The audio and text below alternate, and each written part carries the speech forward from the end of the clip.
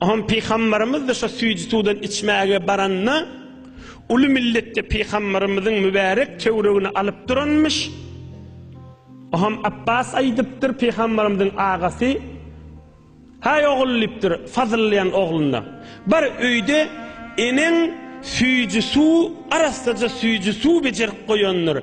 Arasaca suwa hurma oklak goýanlar. Bardy gitti şonu getir, Resulullah işşekdir diýdi enene aýtdy şon Alla gelipdir. Inne adamlaň içýän suwy ulaqon deppe çelik suwlar Peygamberimiz de şondan içmäge bardy. Ve şu süýji suwy adamlara paýlayan Hazreti Abbas'a oğluny iberipdir bar öýden arasaca suwy enene aýt ibersin diýipdir içine hurma oklanan süýji suwy.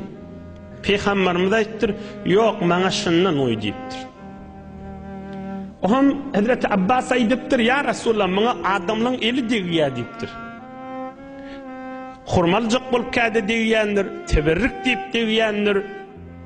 Hulasa şuna adamlaň eli degýär diýipdir.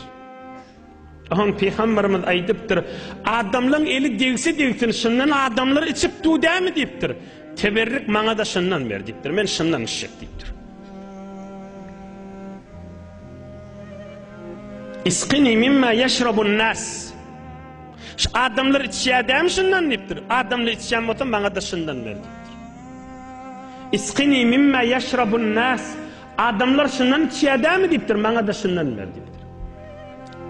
Hem adamla hoş bolar ýaly, Peygamberimiz de şondan içip duýdyp. Hem de ey cemaatlar, Peygamberimiz aleyhissalatu vesselam'ın özünün bir mübarek bernamasy, mübarek etýän işiniň biri var. Şu arassa adamlaň eli degen zadyny teberrik bilýänmiş da.